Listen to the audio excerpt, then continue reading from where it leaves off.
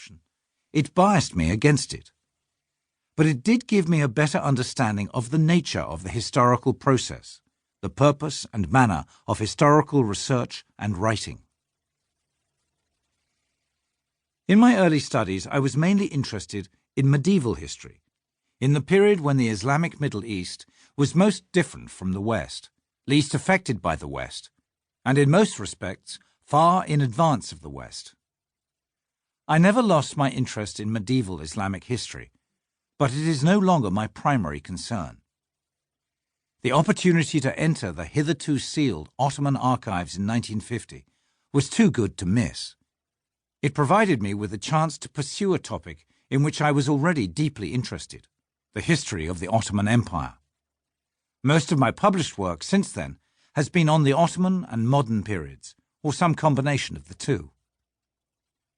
But no specialist on the Middle East, not even an Assyriologist or an Egyptologist, can wholly ignore the contemporary scene. My war service gave me an intimate knowledge of some aspects of modern Middle Eastern life and politics. My travels in Middle Eastern countries, my discussions with Middle Eastern leaders, my meetings with Middle Eastern colleagues, and, perhaps most of all, my encounters with Middle Eastern students and later with former students kept me in touch with what was going on.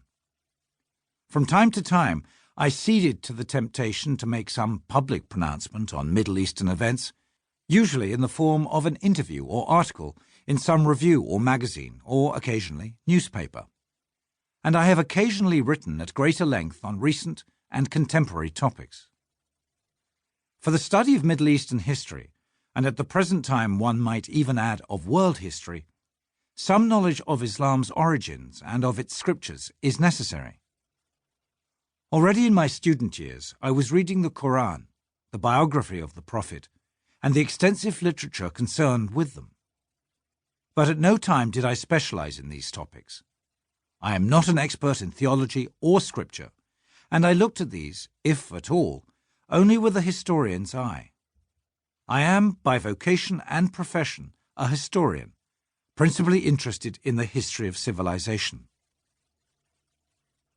Looking back, I see that by this choice I saved myself a lot of trouble. This was not my purpose at the time, but I have become well aware of my narrow and fortunate escape from one of the most difficult and dangerous topics of our profession. Even for Muslims, and far more so for non-Muslims, the study of the sacred biography and the sacred text has become highly sensitive, not so much a field of research as a minefield. This has not prevented my critics from attacking me for my treatment of Muslim scripture and sacred biography. In this, as in other matters, the attacks came from both sides. On the one side, I am accused of traducing Islam and its sanctities. On the other, of defending and even concealing its flaws. As long as the attacks continue to come from both sides, I shall remain confident of my scholarly objectivity. Once, many years ago, when I was travelling in Syria, I had a long conversation one evening with a professional man of religion, discussing such matters as theology and law and other primary Islamic concerns. At one point, he interrupted our conversation and exclaimed in astonishment, "I don't understand. You know so much about Islam. Why didn't you become a Muslim?" Both the question and its possible answers may reveal much about the Islamic world today. We live in a time when great energies are being devoted to the falsification of history, to flatter, to deceive, or to serve some sectional purpose.